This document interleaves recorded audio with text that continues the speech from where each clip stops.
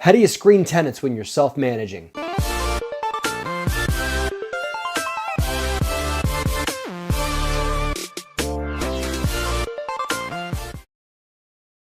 What is happening, YouTube? It's Mentorship Monday. My name is Matt. My company's called the DeRosa Group. And if you guys like what I'm up to, you guys should subscribe to this channel. We put all kinds of cool stuff out to our subscribers. Sometimes we do live videos. We do live chats with Matt. And the only way to keep up with everything that we're up to is by subscribing to the channel. So take a minute and click the click down there and subscribe to this. Today's Mentorship Monday question comes from Norman. Norman submitted this question by emailing it to helpme@derosagroup.com. That is helpme@derosagroup.com. And that's how you get questions into us. If you guys want us to answer your questions, that's where you send them. And I'll answer it. And I'm answering Norman's question. Norman, thank you.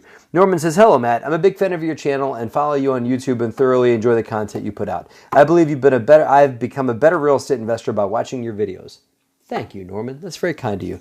Today's question has to do with I'm self-managing my own properties, and I'm looking into the process of screening tenants, primarily finding out if the tenant has an eviction record. Any help is greatly appreciated. No problem, Norman. Here we go. So if you guys are hiring a third-party property management company, they are going to have their own screening service, you want to ask them how they screen tenants, but likely they've got a national branded company that they're using to screen their tenants. Or a lot of times what's happening now is the softwares that property management companies use, like AppFolio or Rent Manager or Yardi or Buildium. Those are like the big four that I know of. There's also one called Cozy, I think, that they all a lot of times offer screening services as included with their service. And so that's all kind of buried into this global package that a property manager can buy that helps them receive rents electronically. It keeps all their books. It does all the financials. The problem is softwares like that don't really make sense unless you're managing a large amount of units, like more than 50. If you're managing less than 50 units, so you guys are self-managing, then you got to find out other ways to do tenant screening on your own.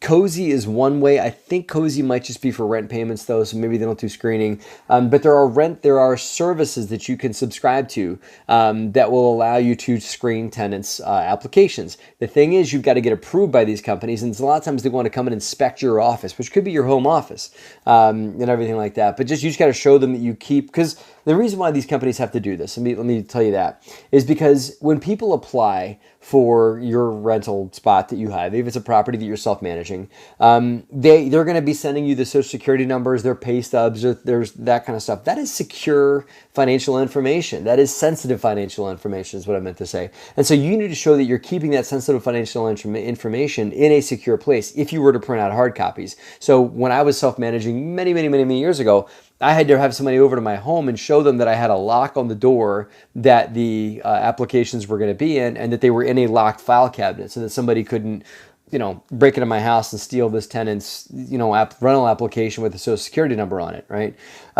So it sounds kind of ludicrous, but that's just protocol for when you're housing financial information for people. Okay, so that's the here and there about how you use like the services you've got to use and what you have to have in place. You can apply for it, you can get approved for it. It's not a big deal in that, but there's a ton of. I'm not going to give you any names of specific services because I don't want to play favorites, and I don't use anyone right now because we have a third-party property management company. But you can search for management or property management screening tools that are out there, and that. Now, once you get that screening, here's where the rubber really meets the road, because you really don't need me to tell you what service to use. That there's a bunch out there. What you really want to know, my friend Norman here, is how do you handle the screening of tenants' applications? And you've got to do this a couple different ways. Number one, you need to have written standards that you abide by with your rental. So if you want to see a certain amount of months rent in income, if you want to see a certain credit score, if you want to see a certain number of evictions or no evictions at all, whatever it is, whatever it is you're looking for on that tenant's application, you need to have as your criteria, and those are your rental standards. You need to then publish your rental standards, not on a billboard, but you need to have them written on your letterhead in a drawer somewhere. So if a tenant comes and challenges that you decline their application, you can say, I actually have rental standards. Here they are.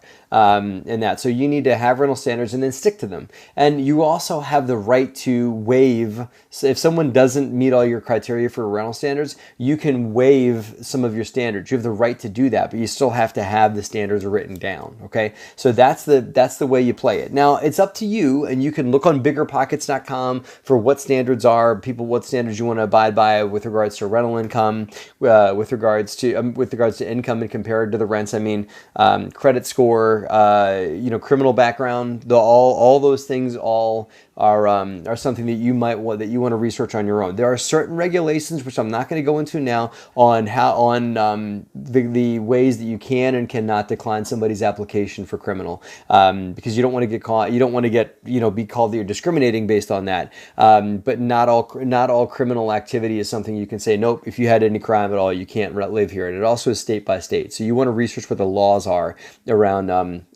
declining a tenant's application because of prior criminal activity. But you can still decline if they have evictions or too many evictions or whatever it is. Just write all those things down, and then those will be your published rental standards. And if somebody ever challenges them, you can show them to them. So there you go. So there it is, Norman. Research companies on screening tenants applications. Look on Bigger Pockets too. I'm sure there's plenty of companies they recommend there as well. In that. So that's what I got for you. Don't forget, help me at DeRosaGroup.com is where you guys want to send your question. Norman, thank you for sending in your question. And don't forget to subscribe to the channel and subscribe to our newsletter too if you guys want to hear more about what we're up to in the real estate world. Thanks for watching, guys. Have a great, profitable week.